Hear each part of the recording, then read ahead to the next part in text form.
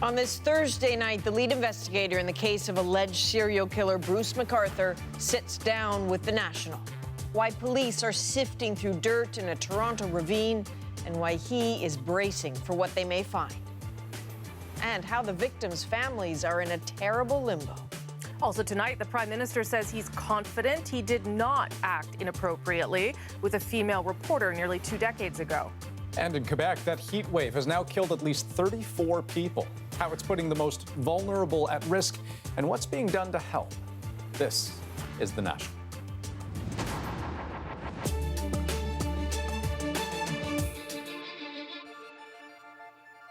You're about to get an extremely close-up view of a crime scene. Now, that's rare at any time, and this is not just any crime.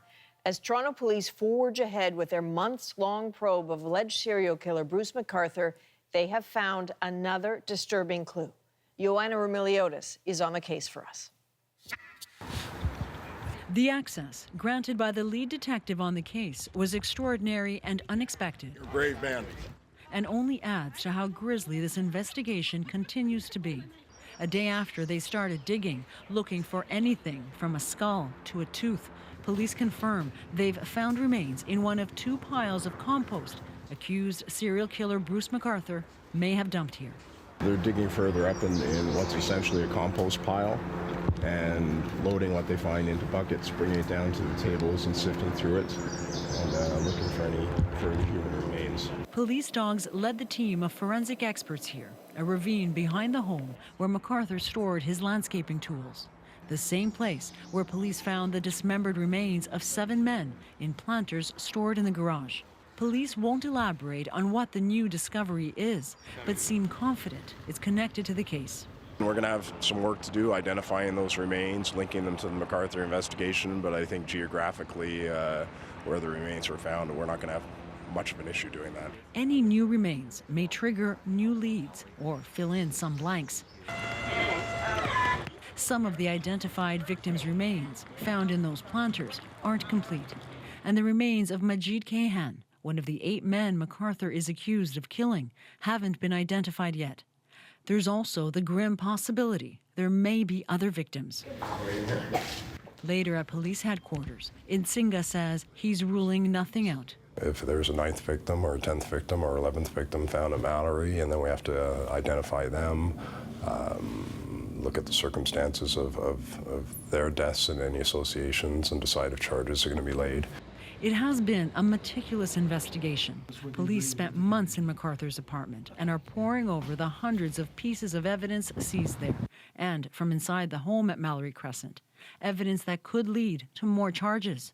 This is the 4th time they've been back here after scouring about 100 other properties where MacArthur worked as a landscaper and after digging at several of them. I want to leave no stone unturned in the investigation, so it'll take as long as we have to take. Could there be an end in sight? Then there could be, but if there's any more avenues that have opened up, we'll follow those avenues. And Joanna is here with us now. Joanna, obviously this isn't over yet, but there do seem to be a lot of questions about whether this investigation should have started much sooner. Right. An independent review into how Toronto police are looking in or have looked into missing persons investigations is being set up now because some of MacArthur's victims went missing nearly a decade ago. And community leaders have been saying for years that police didn't take their cases seriously enough because of their sexuality and their race. And here's a clip from a community leader who is one of the main voices calling for that review. What does it really take for them to take it seriously? And again, like I said, I'm working with the police now, and we're working in partnership. We're trying to build that trust level. And we want to also be a source where people who are facing these things can actually come to us and then work through us to report to the police. But I still can't ignore the fact of that bias still being there. And again, until the review proves differently, I'm going to have to stick to my theory. So he talks about working with police, but Is his group also working with the victims' families on this? They are. They're trying to raise money, in some cases, to help the families get visas, travel costs, covering funeral costs. But the family members they've spoken to and family members that I've spoken to are all in a very similar awful position. It's this awful holding pattern, not only dealing with the information of what happened to their loved ones, but not really being able to move on with any sort of ritual, a funeral, a memorial service, because the remains of the victims are still with the coroner and will be there for as long as this investigation continues. And at this point, it's probably not before the fall before police start releasing some of those remains to some families. Oh, terrible wait. Joanna, thanks very much. Thank you. Here's what else we're working on tonight on The National. A change in tone from the Prime Minister about an allegation of misconduct from years ago. Plus, the story of two children separated from their mother at the U.S. border, held for more than a month at a shelter until today. But first, at least 34 deaths are now being linked to the stifling temperatures and high humidity hitting parts of Quebec. It's one of the worst heat waves to hit Canada in decades. Every death is a death that we don't want. It's been going on for almost a week now. Record-shattering temperatures gripping Quebec and parts of Ontario. And the number of deaths in Quebec continues to rise. I'm not pleased about that. Every death, I would not like my mother to die, because it's too hot today. But there's some people that are more vulnerable. Health officials say the deaths fit the profile of those who are most at risk. Not a single one had air conditioning in their home. Most had chronic health issues, and many were over the age of 65. Now, the number of dead may seem startlingly high in Quebec, but that doesn't mean people aren't dying elsewhere too, or that Quebecers are somehow more vulnerable. Deaths are tracked differently, province to province. For example, we won't even get data from Ontario until the fall. Compare that to Quebec, where emergency officials are required to proactively track heat-related illnesses and deaths when they happen. That was a measure they introduced after a deadly heat wave in 2010, when the intense heat killed more than 100 people. What's more, in that heat wave 8 years ago, at least 11 of those people killed lived on the streets. So what's being done to protect the most vulnerable this time around? Our Jayla Bernstein found out. Maurice Richard lived in Florida for years. He's never had a problem with the heat until this week. The truck was over there, and when I came here, I just fell on one knee. He was moving out of his room here at transitional housing to a new apartment of his own when he says he suddenly felt faint. The 64-year-old says he's lucky staff members saw what was happening in time. And they saw the color, that's what they told me. They said, "Oh, you don't look good." And that's when they told me, "No, sit down." He's been following the tragic turn the heat wave has taken. Just knowing that could have happened to me, I think it's very hard to, especially people like me that don't have family, and I think those are the unfortunate that probably passed away. Also keeping an eye on some of the city's most vulnerable is this team patrolling from the shelter. Most of what I'm trying to find out is people sleeping. When they are sleeping, you don't know if they just passed out or whatever. We're going slowly and trying to find people where they can hide, and we stop, try to talk with them. On m'appelle maman. On m'appelle maman. They call me mom, says Yolette Jean, and they're usually happy to see me. I'm happy to say that, to my knowledge, no one who uses our resources is amongst the fatalities that we've experienced here in Montreal. As for Richard, his move's on hold until tomorrow, when the heat is expected to break. He hopes his story serves as a warning for others. Jayla Bernstein, CBC News, Montreal. Now, we mentioned how those who died in Quebec didn't have air conditioning. And you might be surprised to learn that in Canada's two biggest provinces, Quebec and Ontario, there are no regulations requiring a person's room in a nursing home or even a hospital to have air conditioning at all. You feel uncomfortable and you sweat a lot. And if you already feel bad because of your sickness, then it just makes things worse. Staff and patients are calling the conditions at this Montreal hospital unbearable. I had to buy a big fan for my room just to be comfortable. Officials admit the heat wave's been difficult for patients, but they also say this is one of the oldest hospitals in Quebec. There is a plan to install air conditioning in all rooms, but only eventually, and certainly not tomorrow. Dad was getting sick. The day I brought them home, he was vomiting from the heat stress. Meanwhile, this Ottawa woman felt she had no choice but to get her elderly parents out of their nursing home because the extreme heat has made it unlivable. We asked if we could put in portable air conditioners, and we were told the electrical wouldn't handle it. The rule is long-term care facilities in Ontario and Quebec do need to have some air-conditioned common areas, but in both provinces, there's no law requiring air conditioning in bedrooms. But Rosie, maybe I'll end with one positive note. Things should cool down quite a bit overnight. Oh, I'm so looking forward to that here in Ottawa as well. Okay, let's turn now to a high-profile meeting that happened in this province today. Justin Trudeau met with Ontario's new premier for the first time since Doug Ford took office. The two leaders have a lot of pressing issues in common, but their talk was overshadowed a little bit. That's because the Prime Minister was asked once again about an allegation of misconduct. Catherine Cullen compares his response with what he said before. I do not feel that I acted inappropriately in any way, but I respect the fact that someone else might have experienced that differently. Justin Trudeau's tone today has noticeably changed from just a few days ago. I had a good day that day. I don't remember any negative interactions that day at all. That kind of lawyerly language was criticized, with some saying they just didn't buy his answer. The allegation dates back to a BC festival in August of 2000, well before Trudeau entered politics. The next day, an unsigned editorial appeared in the local newspaper, the Creston Valley Advance. It accused Trudeau of groping and inappropriately handling an unnamed young female reporter. There were no other specifics about the alleged physical contact. The editorial says when Trudeau was asked about the incident, he responded, "I'm sorry, if I had known you were reporting for a national paper, I never would have been so forward." If I apologized later, then it would be because I sensed that she was not entirely comfortable with the interaction we had. The woman told CBC News that she doesn't want to comment on this story or have her name associated with it. But the newspaper's publisher from that time says she remembers speaking with the reporter after the incident and that she was upset by it. She also believes that the reporter wrote the editorial herself. Me too. Time's up. The Women's March. A groping allegation would be uncomfortable for any politician, but it is a particular challenge to Trudeau's reputation as an avowed feminist, one who has said he takes a zero-tolerance approach to sexual harassment.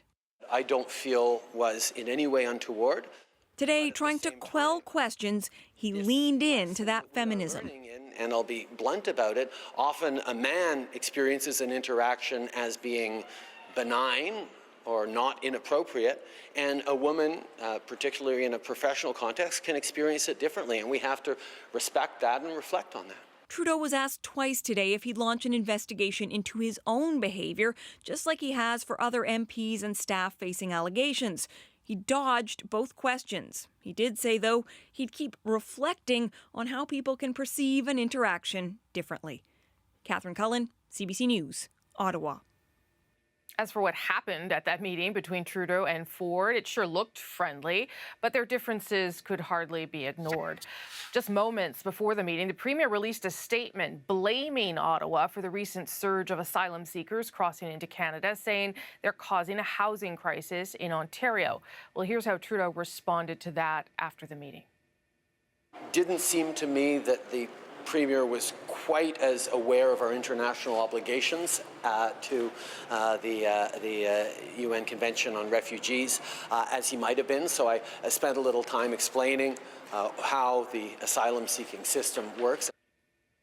Meanwhile, in the U.S., revelations today that nearly 3,000 children separated from their parents at the U.S.-Mexican border remain in custody. About 100 of them are under the age of 5, or at least that's what officials think. They admit that they can't even give exact figures, and that itself is part of the problem. For parents and children separated in an unfamiliar country, nothing can feel more right than these moments. But they're the lucky ones. After Donald Trump signed an executive order to pause his separation policy, a federal judge ordered the government to reunite families. But lawyers representing immigrant families are confronted with a stark reality. It is clear that they weren't systematically tracking the parents and the children, so they're not automatically able to match them up. Where are the reunited kids now? The injunction's been in place since June 26th. How many kids have been reunited? Has the government told anyone that? There are reports that officials are now getting DNA samples from kids, a sign of how lost they are in the system and how hard it is for anyone to find them. Kim Brunhuber has the story of two children separated at the border who were found despite the odds. Just to note that due to their age and, of course, this vulnerable situation, we are protecting the children's identities. Two children arrive in Los Angeles clutching two black gym bags. Inside is everything they own. The rest they left behind in Guatemala when they set out for the U.S. border in May with their mother. When they were caught after crossing the border in Texas, the kids were placed in a nearby shelter. Their mom was sent to a detention facility in Arizona. 12-year-old Sylvia remembers her mom's parting words. That we shouldn't be sad, that I should take care of my little brother, and that he should take care of me, she says. She and 10-year-old Christian spent 32 days in a shelter, separated from everyone they knew, until early this morning. The shelter arranged and paid for a flight to LA, where their 27-year-old aunt Rebecca lives. She also came here illegally, which is why we've agreed not to show her face. She'll be taking the children in. She hasn't seen them since they were babies. I couldn't leave them in the shelter because they're my sister's children, she says. With me, no one will hurt them, no one will threaten them, no one will beat them. She says locating the children wasn't easy. It took days just to find the shelter where they were being kept and plenty of wrangling to get them released. That's why the majority of children aren't finding their family, she says, because it took a lot of hunting around to find them and they didn't know where they were for several days. Is it easy to lose them in the system, I ask her? Oh yes, it's easy to lose them, she says. And they came in here, so they must have gone more or less like this. Reverend Fred Morris runs a center which helps reunify migrant children with their relatives. He says officials are making it too hard to place separated children with family in the U.S., and the process to reunify children with their parents who are still in detention, he says, doesn't appear to be functioning at all. There's no way they can reunify these children. So there are 2,500 children who, in all probability, will never see their parents again. Sylvia and Christian's mother is still in detention. Rebecca says her older sister fled because Guatemalan police would do nothing to stop her abusive husband. He threatened to kill them, so my sister decided to leave and come here, she says. But claiming asylum will be difficult. The Trump administration says it will no longer take in most victims of domestic abuse, and immigration officials are now asking parents to sign a form stating whether they want to be deported with their kids or leave them behind. Rebecca says if her sister can't get asylum, she doesn't know what she will choose. Thank you, teacher. Already the children have started learning English. Good night, good afternoon. That's really good. The kids tell me they're happy to stay with their aunt for now, but they're still hoping their mother can keep that promise she made as social workers led them away. That she'd be fine, that we'll be fine, and that eventually we'll all be together again. Kim Brunhuber, CBC News, Los Angeles.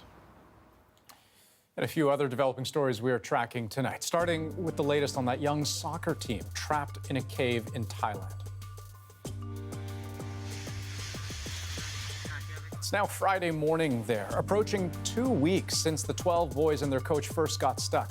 And crews are still working towards a few different ways to get them out, between training them to swim, draining the water, and possibly drilling. But every day that goes by is dangerous. There are reports 2 of the boys and their coach are suffering from exhaustion due to malnutrition, and heavy rain is coming. I think Canada is very good at building teams and working well as a team player, and I think that's what we're going to bring to this mission.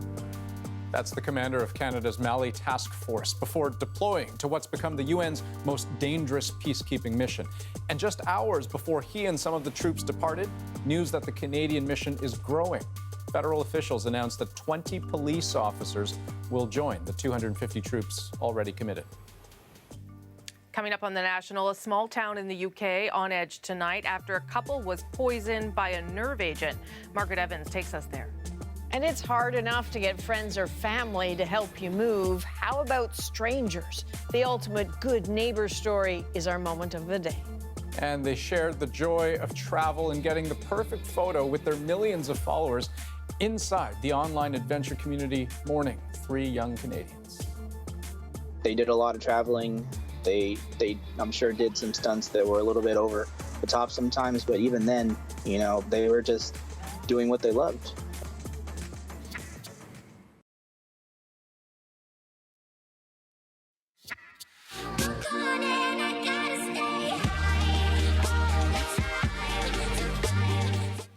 The High on Life crew has built a reputation traveling the world and documenting their adventures online. And it's earned them a massive fan base, almost 500,000 subscribers on YouTube and more than 1 million followers on Instagram.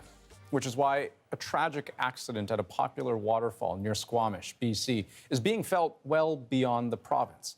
2 of the group's co-founders and one of their girlfriends died at the falls. And tonight, as Renee Filipponi shows us, we are learning much more about the lives they lived online, but offline too.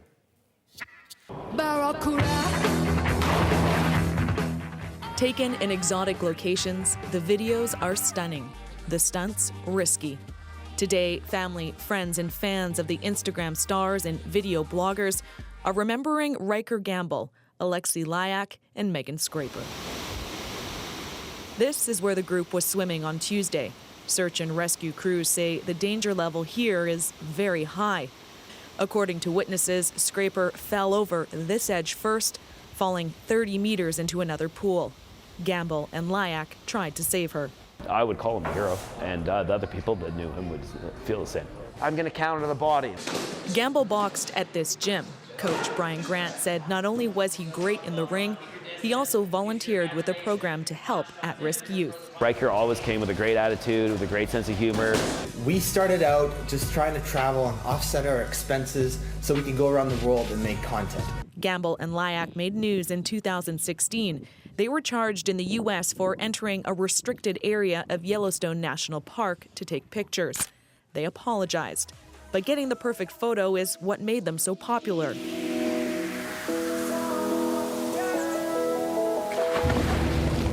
Fellow travel blogger Sam Charlesworth says news of their deaths hit close to home. Because this place is epic. There's been times where I've been stood on the edge of a cliff or just like those guys on a waterfall. And I think that for me is probably the main reason, apart from the fact that they were such lovely, genuine people, that this has really hit home. This U.S. travel blogger was inspired by the trio to travel and start making his own videos. I purposely bought a camera because of the equipment list that they had online. Because we were doing exactly what it is we love to do. But for the 3 people who lived their lives online, their adventure has now come to a tragic end. Renee Filipponi, CBC News, Vancouver. Next on The National, Margaret Evans takes us inside 2 small communities in the UK where 4 people have now been poisoned by the same nerve agent. Who knows how they were exposed to it? It's quite worrying, really, because it seems random, but it could happen to any one of us.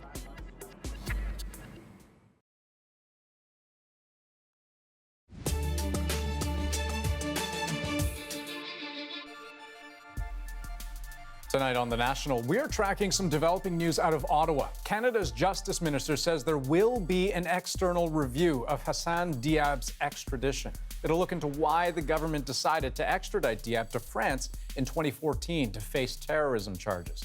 Diab spent 3 years in a French prison while being investigated, only to have the charges against him dropped. He has called for a full-blown public inquiry.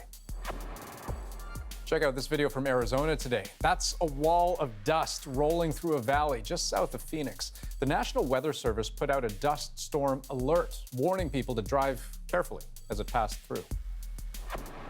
After months of ethics scandals, the head of the United States EPA, the Environmental Protection Agency, has resigned. During his time in cabinet, Scott Pruitt was instrumental in rolling back environmental regulations, something that endeared him to the president. But he reportedly lost favor. He'd been accused of lavish spending on security and flying first class on the taxpayers' dime.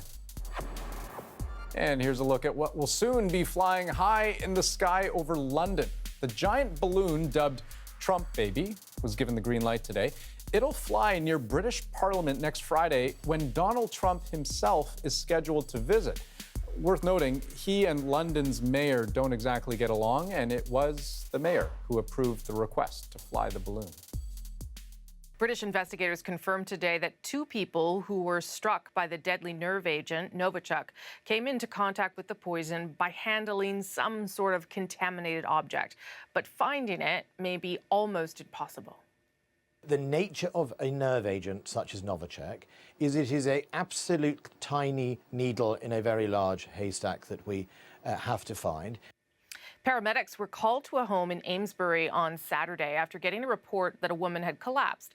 They returned later that day when a man also got sick. The 2 victims are now in critical condition in hospital in Salisbury, where an attack against a former Russian spy took place 4 months ago. Salisbury is a short distance from Amesbury, and British media are reporting the 2 victims took a round trip to Salisbury on Friday, the day before they were rushed to hospital. Now people in both communities are afraid. The CBC's Margaret Evans spoke to some residents today. There is a blown-out feel to the housing estate on the edge of Amesbury. Hard to tell the houses apart until now. Police tape marking out 9 Muggleton Road as special. This is where Don Sturgis and Charlie Rowley, now known to have been poisoned by the nerve agent Novichok, fell ill. Who knows how they were exposed to it? It's quite worrying, really, because it seems random, but it could happen to any one of us by the looks of things. Scotland Yard believes the couple came into contact with the nerve agent by accident, handling a contaminated item, but they haven't said what. They're retracing the couple's movements in Amesbury, but in neighbouring Salisbury too, nestled in the hills.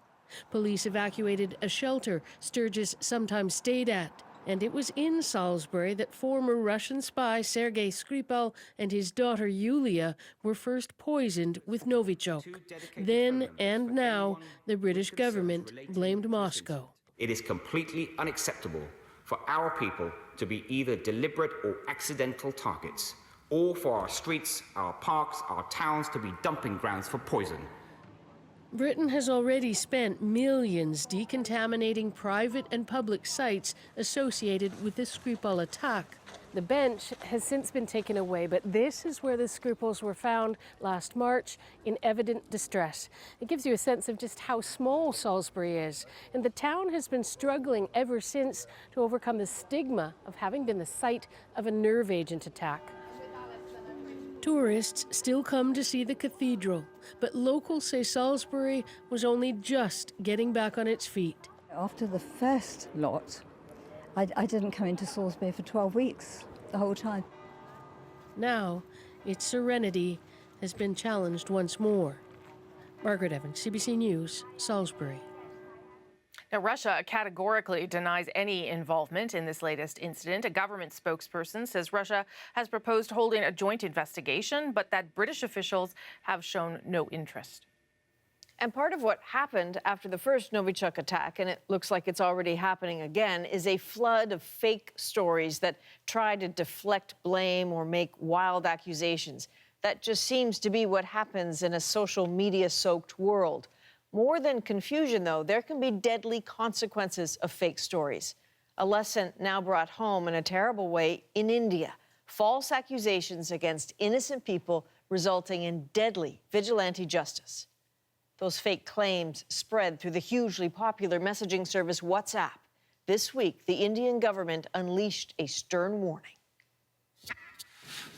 The use, abuse, misuse of your platform, particularly which leads to killing of innocent people, is plainly not acceptable.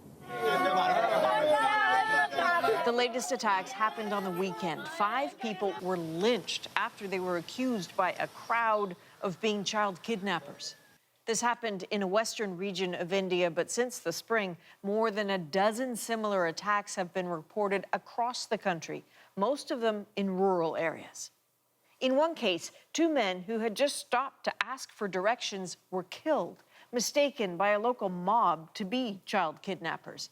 They got that idea from this video distributed by vigilantes looking to find the men on the motorcycles. But that video, spread largely on WhatsApp, was actually a public service ad trying to combat kidnapping. The pictures totally taken out of context.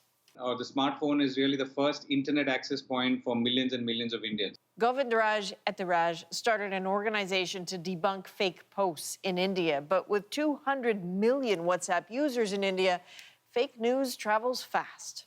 Now, that's something that happens at a very, very local level. And it's next to impossible for someone like us who's sitting in, let's say, in this case, in Bombay, and trying to, fact check either viral messages or rumors or photographs or doctored videos and so on.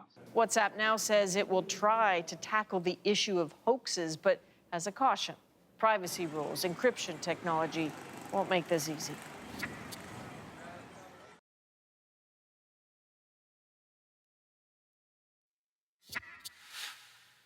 We are on the verge of a major moment in Earth-Mars relations. Every couple of years, both planets roll along their orbit and reach a point where the Earth is directly between Mars and the Sun. It's known as opposition, but this year it's special. On July 27th, opposition will bring our 2 planets extra close, just 57.6 million kilometers away. It sounds far, but the average distance between Earth and Mars is 4 times that. The next time we get this close is 2035. Now, the only way to get closer to Mars is to go there. Back in April, Paul Hunter gave us an inside look at efforts to reach the red planet, and here's an encore presentation.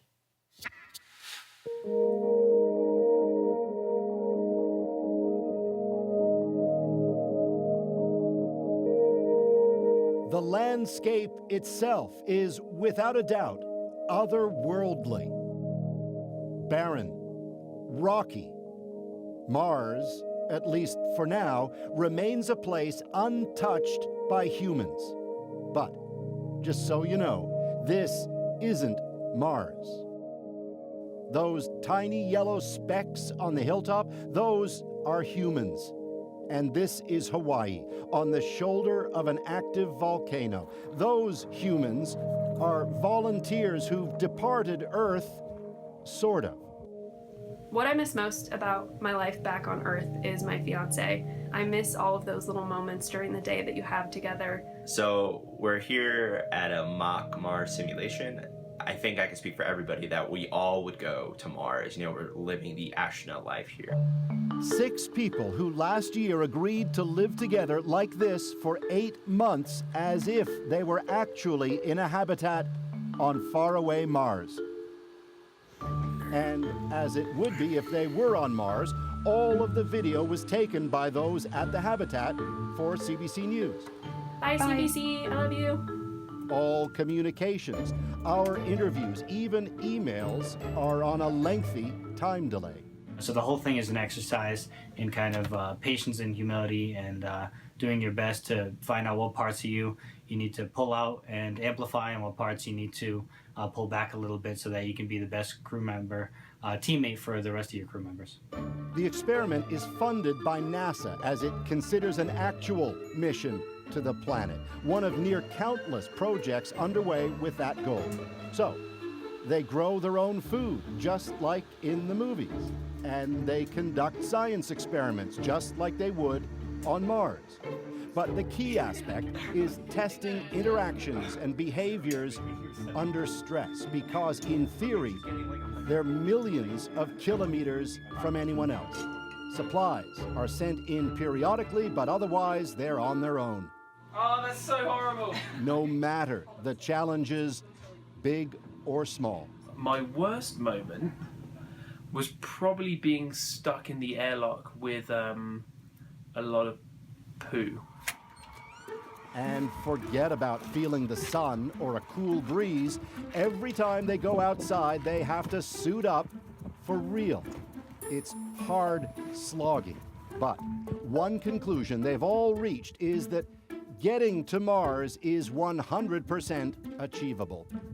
It's definitely not a pipe dream. It sounds like a lot, but I think we'll get there eventually in a very little bit of time. The pieces are out on the table. It's putting that puzzle together. That will happen relatively soon, I believe. I think that technically we can absolutely go in my lifetime. I think that we could start working now if we needed to. Like, it's a matter of how much risk are you willing to accept for the people who go. And this is where it's like sitting outside, just looking at the rocks and being like, you know what? It really does feel like Mars. Martha Lenio, now back at her home in Waterloo, Ontario, lived in that habitat on an earlier 8-month mission. How did you not go stir crazy? Having very good crewmates. She emphasizes that as engineers work on the technical challenges of getting to Mars, it's equally important to sort out the psychological ones. The goal is to figure out how you pick a crew and support a crew for these long duration isolated space missions so that people won't go crazy and kill each other, because you're going to be confined in a small space with 5 other people for up to 3 years. So that does take a fair bit of social ability. And so they're studying you, basically? Yeah, we're the guinea pigs in a psychology experiment. Viking Lander 1 has safely landed on the surface. It's not like there isn't already stuff on Mars. NASA's Viking Explorer got there in the 1970s and sent back these images. Other robotic missions have followed. These images, each of them stunning, were taken not long ago by NASA's latest Mars rover, the Curiosity.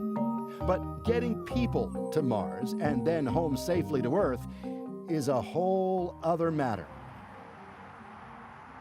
So, thousands of kilometers from that habitat in Hawaii, at the Johnson Space Center in Houston, NASA engineers whose job it is to think the unthinkable and who are busy on all kinds of things these days include Mars on their interplanetary to-do list. We're an electric spacecraft, right? So we have solar arrays on the service module. That's a mock-up of a space capsule called Orion. Najud Maransi leads its development and gave us a peek inside. It's about the size of 2 minivans, and when it's finished, is meant to get astronauts out beyond Earth's orbit for the first time since the days of Apollo, taking the first step toward Mars. But that's the easy part. Challenges in deep space loom. Radiation, illnesses, fuel, just one chance at a safe landing, and then the rest of it. You're going to need a big habitat. We're going to need big solar cells, systems, power, food, water, all those things. And then you're going to need a rocket to get them back off the surface of Mars.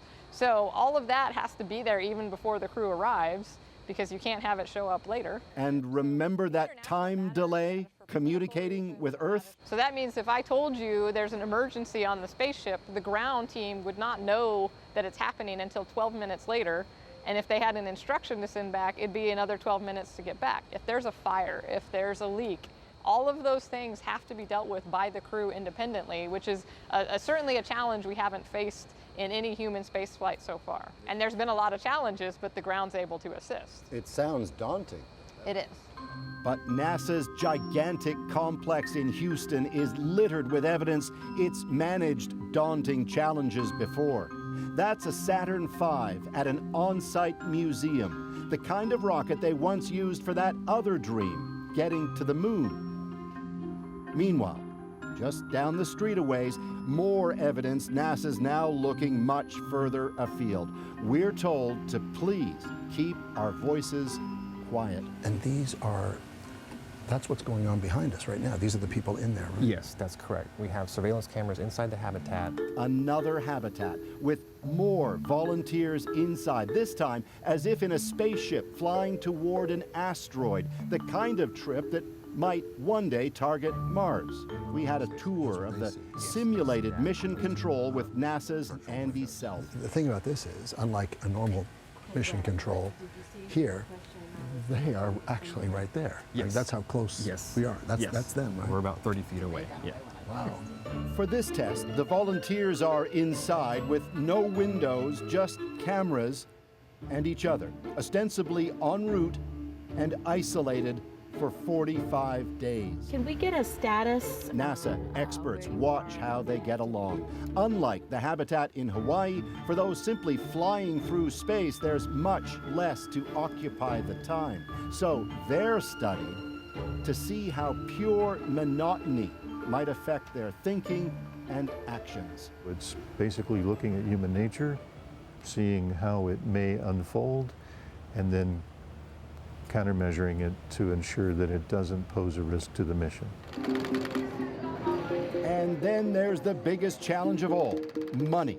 On that, NASA's been busy with traveling exhibits, promoting even the idea of spending the billions of dollars such a trip would cost. Check this theoretical Mars vehicle, a crowd pleaser aimed at winning the hearts and minds of, taxpayers and their kids. You guys could be the first ones on Mars. How cool is that? Public support is crucial.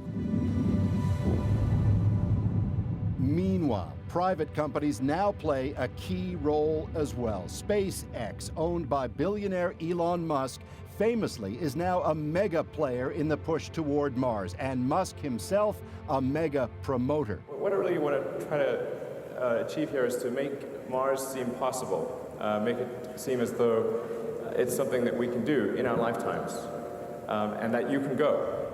In other words, he says, dream big. Working alongside NASA, SpaceX hopes to get to Mars by the middle of the next decade. This is just seated. So, what to make of all of this? Who better to ask than someone who theoretically could go? Canada's David Saint-Jacques.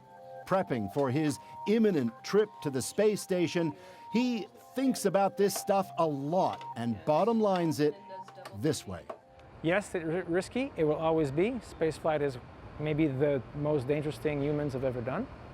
But we have learned a lot in the process, and that makes it worth it. So eventually we will go to Mars when that risk balance kind of makes sense. This is NASA. We make it possible, right? And I'm an engineer, and that's my job, is to solve problems. So I think these are all things we can do. It's not easy, and we need a lot of people working on it to make it happen, but I certainly think it's possible. These are within the realm of human capability, in my opinion.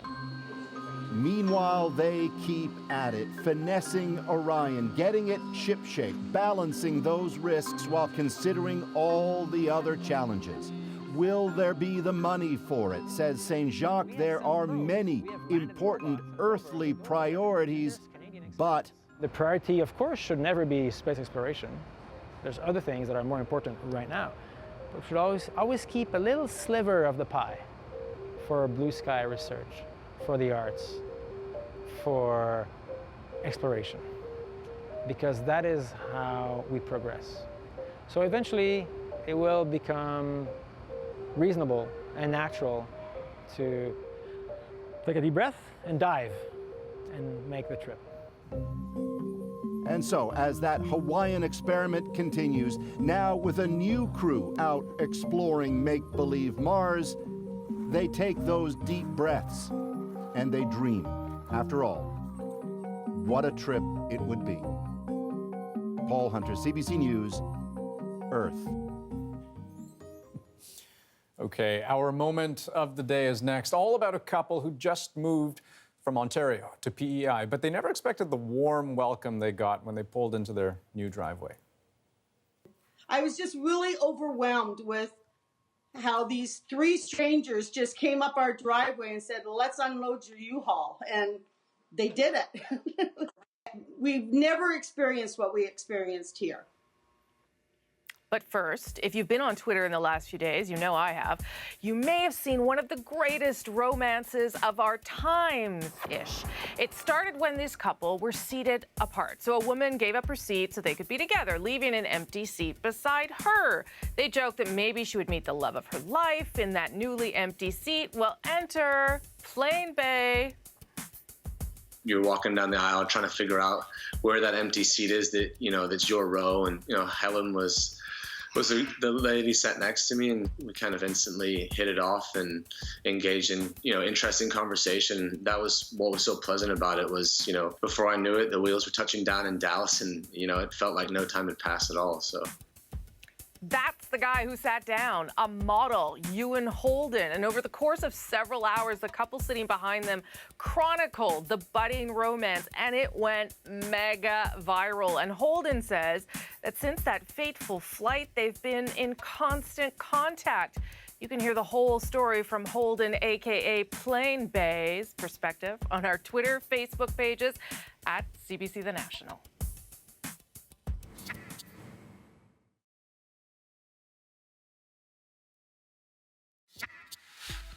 When Vicki Burton and her husband decided to move from Ontario to PEI for their retirement, they packed their belongings into boxes and drove off in this U-Haul. They were expecting to tackle the big move on their own, but their new neighbors had other plans. And what happened next is our moment of the day. So you see this on TV, where you move into the house and these people are walking up to the door with their muffins and saying, "Welcome to the neighborhood." Next thing you know, we're in a U-Haul on our way here, pulled into the driveway, and my husband lifted up the back of the U-Haul and started opening a box, and this white SUV pulls up, and Dave gets out, shakes Kevin's hand and says, "Let's unload your truck." I saw them pulling up into the driveway, and Dave had notified me that they were going to need a hand. I gotta walk away because I'm going to start crying. I can't believe how these guys are just picking up boxes and saying, "Where does this go?" And then all I had to do was say, "Kitchen, upstairs, this room," and they just kept marching in and bringing it in. I knew they had no help to unload, so they're going to go down and give them a hand. It feels like home. It feels better than the home we've had before. Well, there's nothing like good old-fashioned human kindness. And I love how matter-of-fact they are. Just, well, I was notified that they arrived and they needed help, so we helped. Vicky says at the McCormacks, Dave said that started calling them Islanders already, and that once again she's at a loss for words. Let's all move to PEI. I'm not sure they could take all of us. And Vicky, of course, is going to have them all over for dinner to thank them, because that's just what you do out there. Absolutely. Hey. That's The National for July 5th. Good night, everybody. Good night. Good night.